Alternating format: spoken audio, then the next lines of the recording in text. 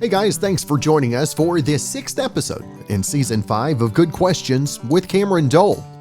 Special guests on this episode include rising country singer Cali Tucker. We'll talk about her new single, Country Couture, plus her time in Vegas doing shows for the past 10 years. We'll also talk with singer-songwriter and, of course, friend of the show, JD Shelburne. He's got a new single called Cars and Trucks. It's the second single from his Neon Hallelujah album. Of course, if you would, please take the time to subscribe on whatever platform that you're streaming on. You can comment, that's especially important on YouTube, simply saying listening. It helps us get noticed in the algorithm. You can also leave a rating on Apple or Google Podcasts and, of course, share with your friends. You can also help monetarily by subscribing to our Patreon page, joining the YouTube community, or just sending a tip via Venmo. We've got links in the show notes as well. Of course, each episode, we're going to share a little bit of news you can use and the best and worst times to travel for Independence Day. Now, if you're heading somewhere to celebrate Independence Day, you're not alone. According to AAA, nearly 71 million Americans are expected to travel at least 50 miles from home. That's up 5% from last year. Now, here are some stats on what they're projecting for the next 2 weeks. Number 1, 85% of 4th of July travelers are driving, 8% are flying, and 6.5% are using some other mode of transportation. Maybe a bus, a boat, a cruise ship, a train, or maybe a teleport machine, right? Second off, there is relief at the pump. Gas prices are lower than last year when the national average was $3.53, and gas prices are expected to continue going down leading up to Independence Day. The current average is $3.44. Third, as usual, the worst times to be on the roads are when everyone wants to be driving, between 2 and 7 p.m., so AAA suggests driving in the morning. Now, overall, the busiest days will be Wednesday, July 3rd and Sunday, July 7th. And finally, if you are flying, please remember, airports are slammed around the holidays, so do yourself a favor and aim to be there 2 hours early. All right, guys, promise you another very special guest on the show, and rising country singer Cali Tucker has a single we're going to talk about, Country Couture, and we'll talk, about the single and who knows what else we may talk about today. Cali, first off, thank you so much. It's nice to meet you. Looking forward to delving a little deeper. Thanks. It's nice to meet you. Thanks for having me on your show. This is great. Now, Cali, where did this is when I first meet somebody, I always ask them where did music first start for you? Where did you first know that music had a grip on your life, or do you ever remember it not? Oh, yeah, I don't remember it not for sure, but it started very young. I mean, my mom was a country music singer. My aunt is Tanya Tucker. So we, as children, all of the kids, meaning my cousins and we were all very little and roughly around the same age. We would, we were on the road with them. And so, I have fond memories of sleeping in the bottom bunk and like just being lulled to sleep and then waking up in a new city every day. And then they would go do the show and we'd, hang out backstage behind the curtains, and then they'd invite us to come out on stage and wave at the crowd or maybe even sing a song. And they included us in a lot of really cool shows. I think I watched a video the other day of us, all the kids. I mean, we were little. I was like 3, and we were on the Jimmy Rogers show, or it was Jimmy Rogers Festival show. I can't remember, but yeah, I mean, we're always very, it was a big part of I was imprinted in music through them from a very early age. And it just was really important to me to just to figure out what it is that I wanted to do in that realm. How do I make this work for myself? So it's been a real long process and some growing pains in there, but I finally feel like I've got a great identity of who I am as a person, as an artist, and what my brand is. And it's been fun. I'm excited now. You said one of those key words over the last few years, your brand. And how crazy is it to think of yourself as a brand? I mean, everybody, as a podcaster and radio host, they're always like, you got to think about your brand, but I'm not a brand. I'm just a guy.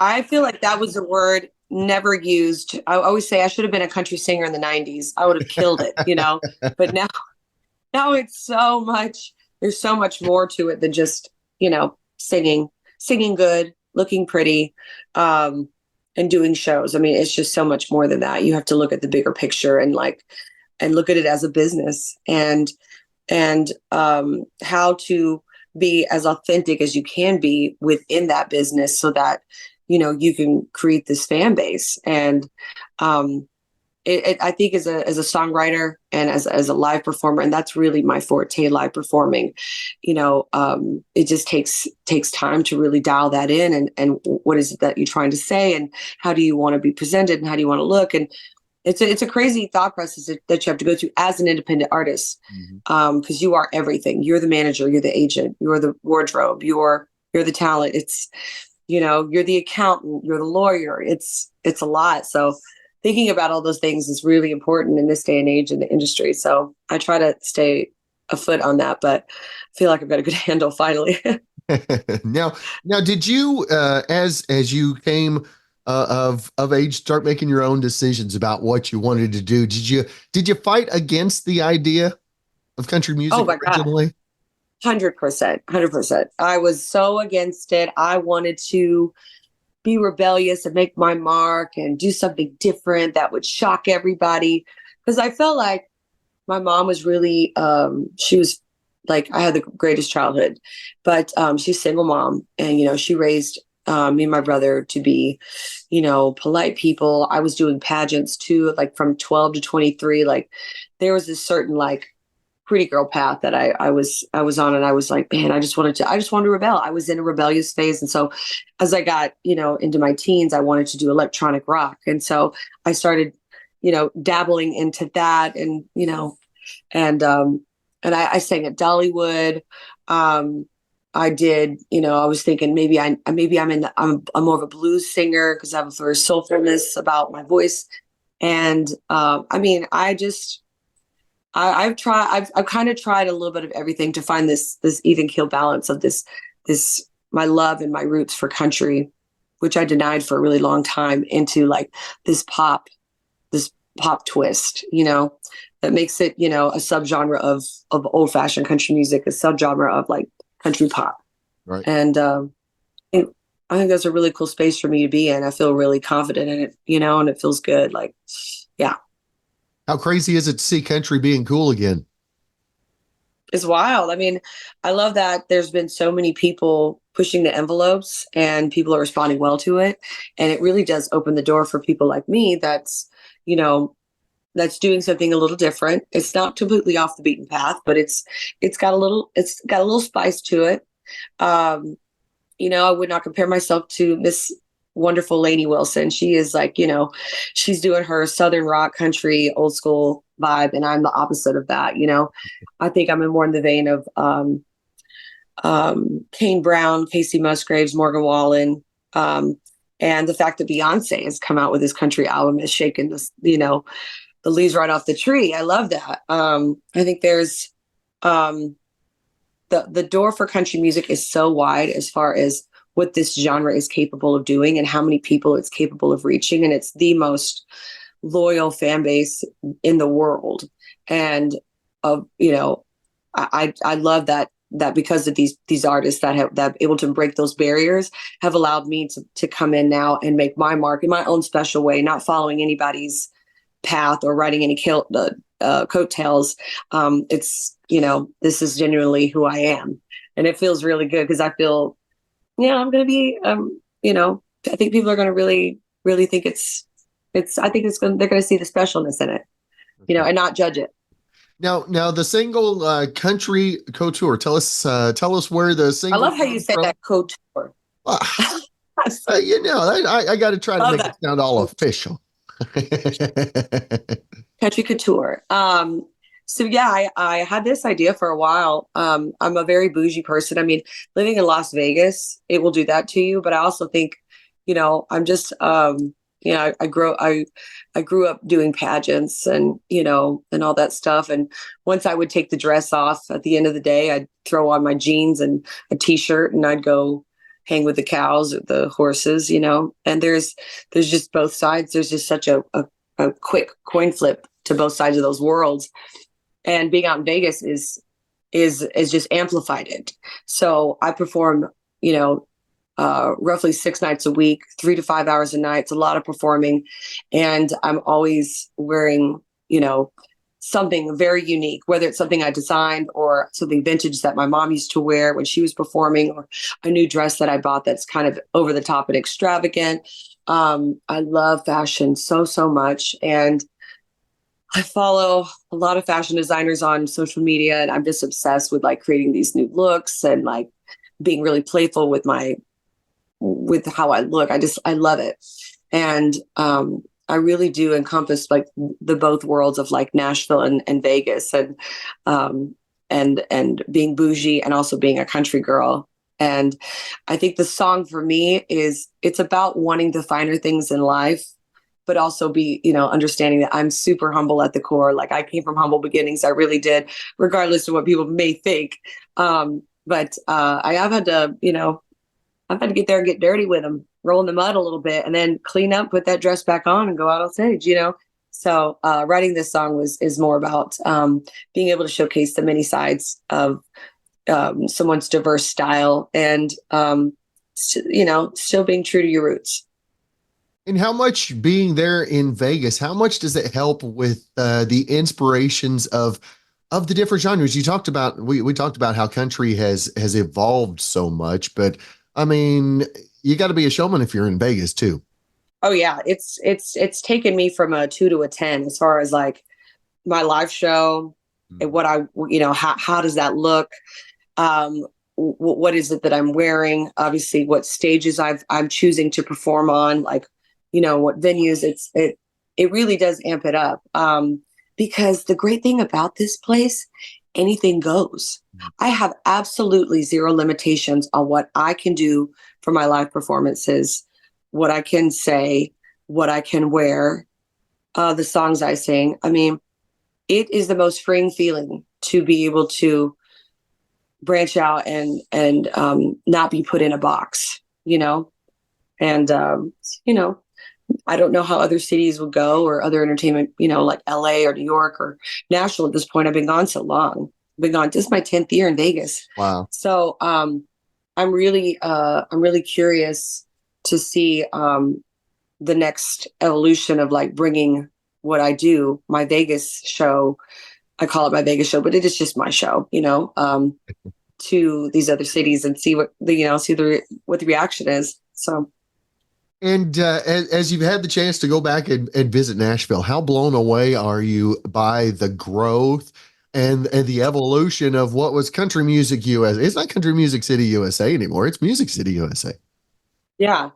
I mean, like I said, I left 10 years ago, and every time I go back, I listen, I think anybody that leaves their hometown and comes back to see it completely blown up in the way that Nashville has, there's a little bit of sadness. There's a little bit of like, I'm just a little like, oh, it's not what it used to be. We used to be able to, I used to live in the Gulch in Laurel House Lofts, and there was the gravel dirt road in the back and the train tracks. You can't see none of that now. It's all built up, all those, and it just hurts my heart. We used to be able to go down on Broadway on a regular Friday night or Wednesday night, it didn't matter. We could park on the street and be able to walk into, Paradise Park and get crazy. And unfortunately, it's not like that anymore. So, I mean, growth can be a good thing. I think the sad part is like, it's just the traffic. I can't believe how bad the traffic's gotten. I've just been in shock. That poor city was not designed for the amount of people that moved there within the last 10 years. And, change can be good. And I look at it, like I said, I'm excited to see that the doors of country music have opened wide for, people like myself that are doing things a little different. Yeah. So sure. I'm accepting, I'm open to it. I'll always have my home here in Vegas. if I wind up moving back to Nashville, that will be fine too. I just plan on traveling a lot and try not to be, too hard on Nashville. I'm proud of where they came from. They definitely have made the mark. That's right. Now, Callie, as folks have had the opportunity to check out the single, what's it like getting the feedback, the first feedback when, how scared are you whenever you first give it out for folks to check out? How much do you cringe as the feedback comes in? None, absolutely none. I don't care. I mean, if you like it, great. If you don't, I don't, that's fine. Like everybody's got an opinion and that is great. You're entitled to it. But I haven't got any bad feedback. I mean, it definitely will not be everybody's cup of tea, but it'll be somebody's shot of whiskey. So, no, I'm loving the love that it's been getting. We'll just continue to see. Now, how much has over the 10 years that you've been there? I mean, how much have you had to see the music industry and getting interactive with fans? How much has that gotten easier for you because of social media and all that stuff? Being able to be one-on-one, if you will, has it gotten easier for you? Because I know it's a struggle when you first started that. Yeah, I think for me, I will always be true to my core of like, I'd rather be doing this. I'd rather be shaking hands. I'd rather be doing my shows. Meeting people actually in person is always going to be like what I'd really like. I'm not a phone person. Like I'm not behind my computer. I'm very interactive with people. And so I always did find it very difficult to engage in social media content and what does that look like for me? And it really it's taken me up until now to figure out that, I can't do it all. I just can't. So I've got friends and people that I work with now that we're getting the ball rolling on what does my content look like and how can I reach a wider audience through this incredible platform and not seeing it as something so bad. Like I used to be very like, against it, like this is just not me, I'm more grassroots and I am. But if you find a way to make it work for you, like I said, and still be able to reach the people that you normally wouldn't, like what a great tool to have. You just got to figure it out.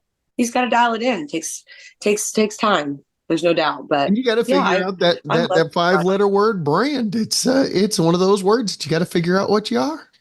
That's what is it. That's what it is. And when you do, it's like the world just opens up and there's no apology necessary. There's no worrying about what people think. You know what I mean? Like, it's just like, this is who I am. Like, I'm not ashamed of it at all and super proud. So that's good stuff. Well, Callie, I want to make sure and let our viewers, let our listeners know where they can keep up with your upcoming shows, the music that you've got going on, social media. We brought that up as well. Where is the best place to keep up with everything you got going on? As one of my dogs making noise in the background.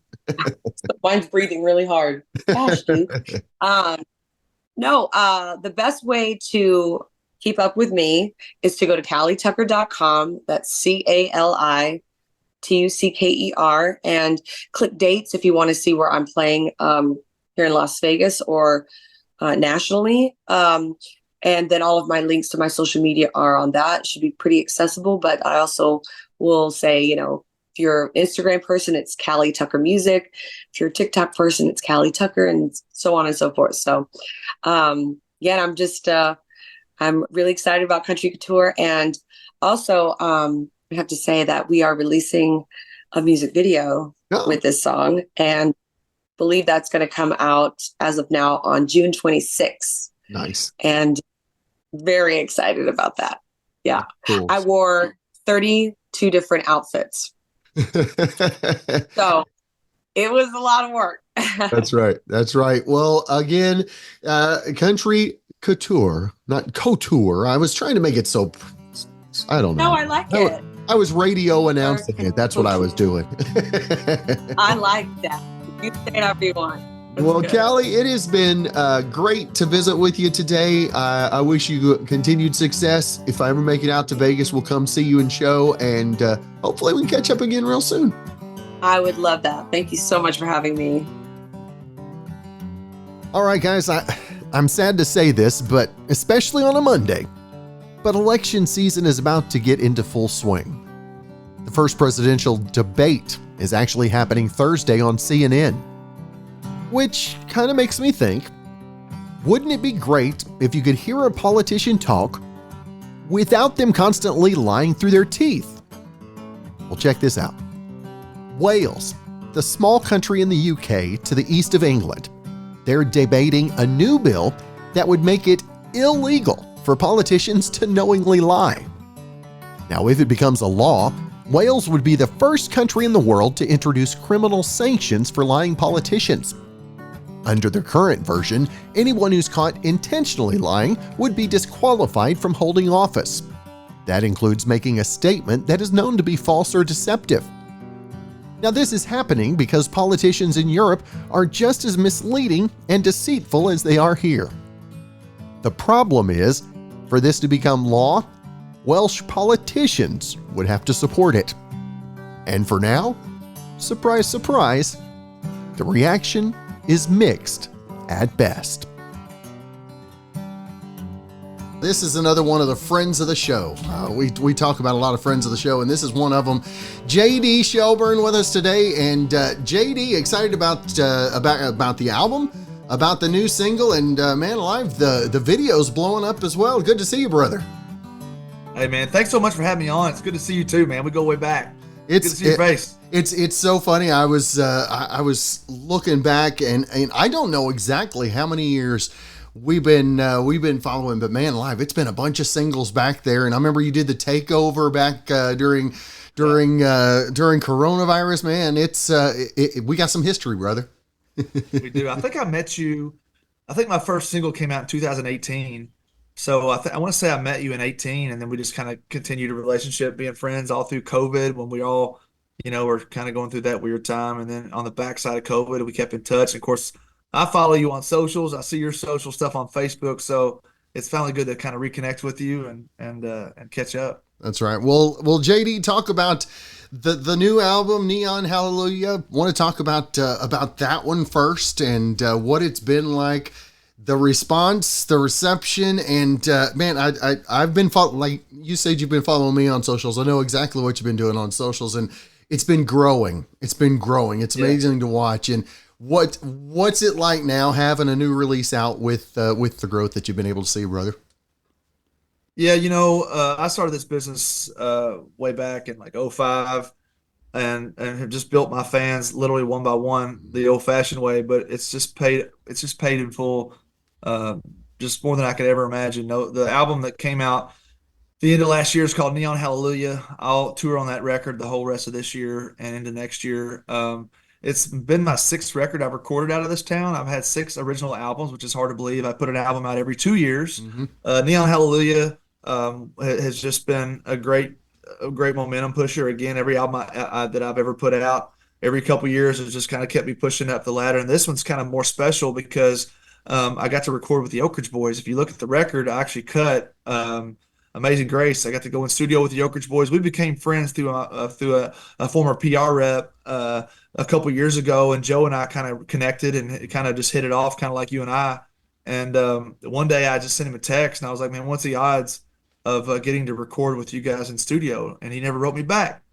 And then one day, about 2 weeks later, my Twitter starts blowing up, and I'm like, so I get on my Twitter on my phone, I'm looking, and it says, Oak Ridge Boys come out with a tweet, and it says, this next month we are recording with Travis Tritt and JD Shelburne. I about fell out of my seat. I texted Joe. I was like, "Are you serious? You mean I found that on Twitter?" And so we ended up cutting the record or that single in April last year at Day Win Studios in Hendersonville and made my record. So, in my opinion, man, that's the best record I put out. Having them on there. And then shortly after that, they retired from the road. This is their last farewell tour, and Joe's retired since from the band. So I hit them at just the right time, and luckily Joe made it happen. Yeah, they're and I think that's why we hit so well, because we have so many of the same heroes, of course, regionally too. I mean, the Louisville, Cincinnati, the Madison area. Tell us what is your favorite thing to do Summertime. Are you out on the river? Are you a river rat there around Louisville? It's funny. When I grew up in Taylorsville, which is about 30 minutes from Mm-hmm. downtown Louisville, Yep. kind of on the outskirts of town. My parents, we grew up along the Salt River, and so for years and years, man, we would always wade and fish and just kayak down the river. Mm-hmm. And I don't get to do it as much anymore. But when I do go home to my parents' farm, it takes me back, man. So I really enjoy going back home with my family. I love to, I haven't fit. It's what's crazy is I haven't fished in forever, and my son's 3 now, so I feel like I need to start taking him out. But um, it's just anytime I can get back home to the farm and see my folks, it's just the same place it was 30 years ago. And so that's when I think of downtime. What I do in the summertime is try to get home as much as possible, and um, you know, playing in Kentucky a lot allows me to do that. Yeah. So. And tell us about. I know you did another one of your hometown concerts. Yeah. And to have the hometown support, I mean, you blew it out of the park the first time around. I mean, did you have a little worries in the back of your mind going, Oh yeah, man. I mean, they say, I wanted to become a success in my hometown first before I left for Nashville and the surroundings. So I wanted to build a fan base in my hometown first. That's really where it all started for me. And along with that, I've had lots of great support through my hometown. But going back home and putting on a free concert for fans is a little nerve-wracking because there are a lot of jealous people and there's a lot of great fans, and you just never know if people are going to show up or if people are gonna hate on you for coming back home, and it's just like, and I understand that's part of the game. But the last few times I guess I've done 5 or 6 hometown shows now, and they have been gargantuous. I mean, it's just unbelievable the turnout of these events. I mean, I've spent a lot of money on promoting. I've raised money myself. I literally asked my hometown to just close the streets, and I bring everything else in, from a VIP tent lounge to the band production, the food court, everything. And so I've got a lot of great sponsors that have made this possible. But going back home is nerve-wracking. But I tell you, man, when it gets time to down to showtime, and I see these people flooding through the sidewalks and between the buildings and put their chairs up, it's a cold chill moment, man. And I've never been disappointed yet. It's just been incredible turnouts. But 2021 was a massive crowd. I mean, probably 7 or 8,000 people. Last year's crowd was a little less than that, but it rained. And so, but last year's crowd was in my eyes seemed just as big, but definitely was less than the 21 crowd. But it's just those hometown shows are so rewarding, man. You know what's crazy? In 2021, I sold more merch at that concert than I've ever sold my whole career. So it was a big power moment for me, and to know people buy my merch back home. So it's pretty cool. Now the new single, Cars and Trucks, the video blowing up as well. And what's it like now to have expectations when you release a video and you're like, okay, so and so's got to pick it up. Who's the first goal that you have when you have a video? You're like, we got to get hit here. What's number one? What's numero uno? Well, CMT for sure. I mean, their platform is, huge. I mean, I've watched CMTs as a kid, and the first time I pitched my video to CMT, before I even thought of a publicist, actually CMT turned me down on my first video, and I was crushed, man. I was like, dang, should I go back home now? And so I did not tuck my head in my tail and cry back home. I actually just kept working and kept pushing along and putting music out. And my record, or this video is going to go to CMT, I think, in a week or two, and it'll be my 8th video in a row on CMT. So it just shows you persistence wins. Heartland Network's been a big champion of my music. RFD TV's been a big champion of my music. Even Great American Country at one time when they were still a thing. So I've had success on most all of those networks, and I think it's just being persistent and putting out good material. And I've always felt like I've had a great ear for good songs, and living beside a #1 writer for all those years, Mark Nessler really helped help my writing, and I recorded a lot of his songs. I didn't write Cars and Trucks, but the second I heard the song, I'm like, wow, this is a freaking hit. And so I started testing it and recording it, and then I shot the video for it at this auto salvage yard in Antioch, Tennessee. And I would have never thought that salvage yard I shot the video in would have brought this song to life like it did. And so I've had a lot of positive response on it. So I've been very thankful for the fans. That's cool. Now, as you look to the summer, this summer, how much crazier has the scheduling become?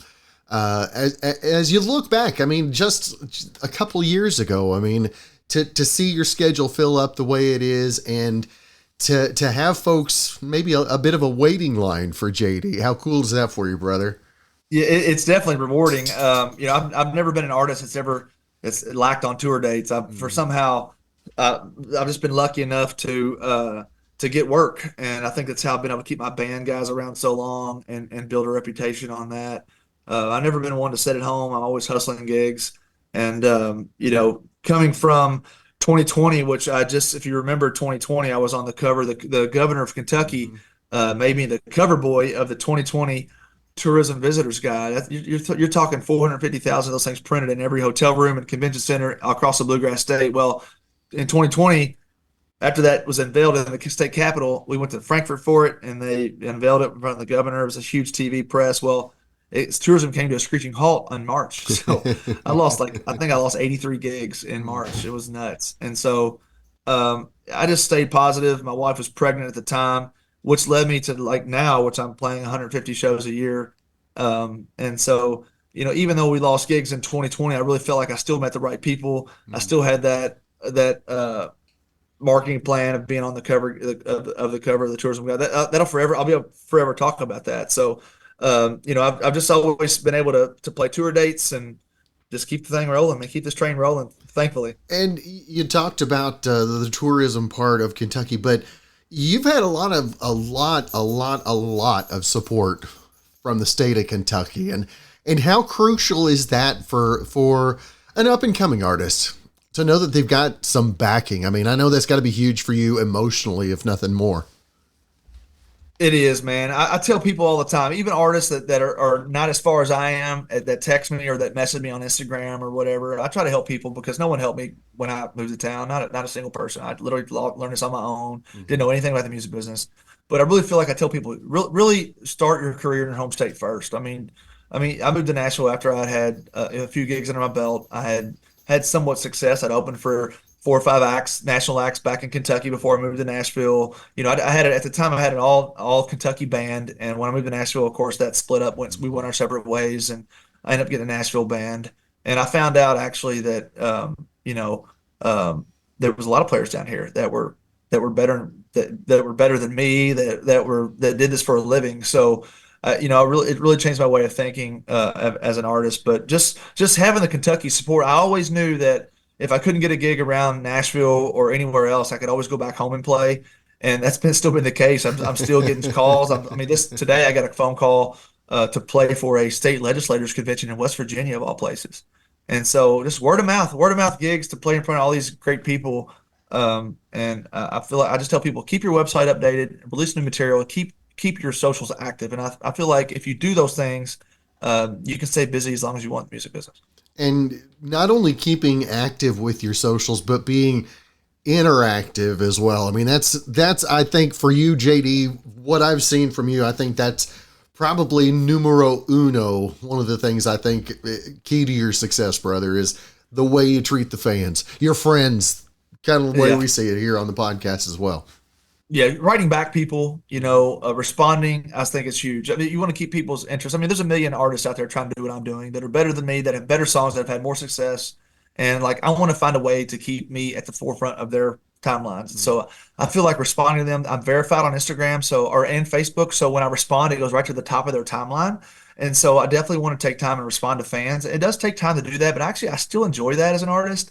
I don't, I've had people say, you should let us take over your socials. I'm thinking, absolutely not. I mean, I feel like I would, if I let a company take over my socials, I would lose that connection with the fans. And at the end of the day, that's how I pay my bills.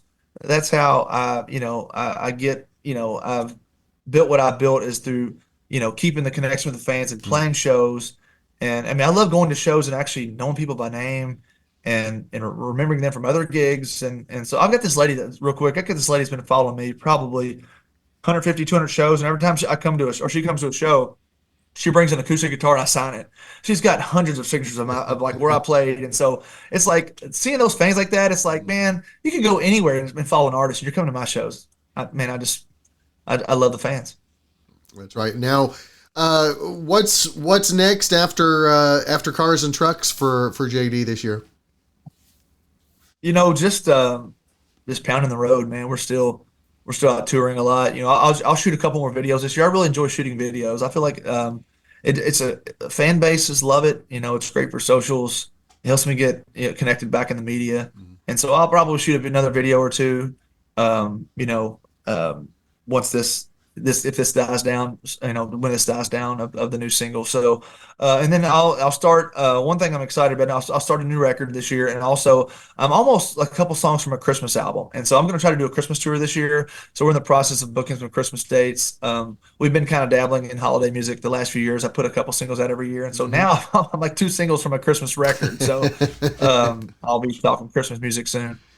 That's crazy. Now, talking about the family life, how hard is it to juggle as the little one is growing bigger? Are you spending more time with them on the road as well?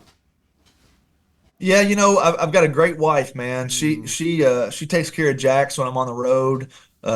Never complains about me leaving or taking a gig. She just knows what to do, and I do my thing and come home every night that I can. So she does travel the road with him. Sometimes she came to my show I played a couple weeks ago in Bloomfield, Kentucky. I do a big street concert there every year, and so she got to come up on the bus. We took a bus to that show. We don't take buses to all shows, but we did that particular show, so it allows her to come and bring our son. So he'll be 4 in September, so he'll be getting into T-ball soon, and so I'm not sure what I'll do when that comes around. Obviously, family first, and my dad never missed a game of mine, so I'm darn sure ain't gonna miss one of his. So I'll have to figure that out once we get down that far in the river. So, but he's getting very active and talking to me and saying words and making complete sentences. It's wild, man. And just right before I got on this interview tonight, my wife texted me. She's like, "Can you come in his room real quick?" And I just rocked him.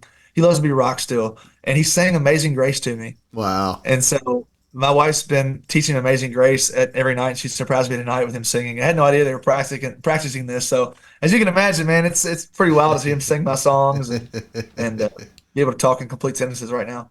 That's awesome. That's awesome. Well, JD, I know that also coming up, another thing we have a connection on is I don't know if I've ever told you this either, but was actually with Joan Jett.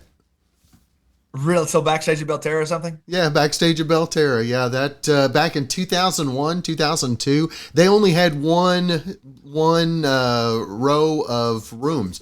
They just had one tower. I think they got like 3 or 4 now. Yeah, it was so much smaller now. I was looking at the pictures. I was like, man, that's a cool place to play too. Well, I was pumped, man. When they reached out to me about headlining the showroom, I'm like, are you kidding me? It was a win-win for us. We're playing up there August the 31st, and I can't wait to go up there. Like I said, it's close to my wife's hometown where your radio career started, Yep. which is really freaking cool. And so we've been to Belterra a few times. My wife's father, he loves to go to Belterra, and so when we were home and we go visit him, we would always find a way to go up there on the weekends and hang out. It's got great nightlife, and Yep. now that I'm playing a show there, man, I'm jazzed. But what a cool little memento you have there on your shelf. That's cool. Yeah, that's funny. I was like, I've got to make sure and share that with you this evening when we visit. But JD, always want to make sure and let all of our listeners, our viewers, know where they keep up with everything. I know how simple it is, but we always gotta at least let them know, right? Yeah, that's right. Yeah, thanks for asking. Yeah, anything you want to connect with us, find out more about my music, Spotify, and our videos, and even tour dates, go to my website, jdshelburne.com. Everything will link there. We just started a new monthly fan club right back in February. It's been an amazing way to meet the fans. You guys can join the fan club from my website, listen to my music, my videos, all things about my career is on jdshelburne.com. And I would love to get your followers over to my place to check out what's the latest news on where we're at in our career and Cars and Trucks, the new video that's out right now. So I appreciate you directing them there. That's right. Well, go by, check him out, and of course, If he's out and about in your area, go and see him. You're going to enjoy the show, I guarantee. Our good friend of the show, JD Shelburne, always great to see you, brother. Continued success, and you make it over mid-America, Oklahoma way. Look forward to catching up again. You too, man. I hope to see you soon. I'd love to play out there. Well, as a part of every episode, we'd be remiss if we didn't wrap it up with our stupid criminal file. And, it is stupid enough to steal $20 worth of beer, but it's even stupider to voluntarily go to jail for it. A 64-year-old man in Florida walked out of a Shell gas station on Tuesday with 4 24-ounce cans of Modelo. A clerk caught him and asked him where he got the booze. He said, "From this store. I did not pay for it. I stole it." Now, the clerk offered to let it go if the man would pay for the beer or just give him back. The guy passed on the offer and he said, "Nah, I'd rather just go to jail." Well, the clerk called police, and when they showed up, the guy was still there. They asked what happened, and the guy said, "I got thirsty, so I decided to steal some beer." He was arrested and charged with the retail theft, and I realize it's in Florida, so there's that. But with the summer temps the way they're getting, I'm expecting more of these type stories in weeks to come. Again, thanks for joining us on this 6th episode of Season 5 of Good Questions with Cameron Dole. If you ever have a comment, a question, anything else you'd like to know, you can hit me up on the socials on Instagram, Twitter, TikTok, Facebook, Threads, all at The Cameron Dole. If you have a special guest idea, just email me, gqwithcam@gmail.com. You can also help monetarily subscribing to our Patreon page, sending a tip via Venmo, or even joining our YouTube community. Those links are in our show notes. Gonna leave you with our good friend Brandon Allen playing us out. Check him out on all the music streaming platforms. And as always, look forward to talking to you again soon, my friend.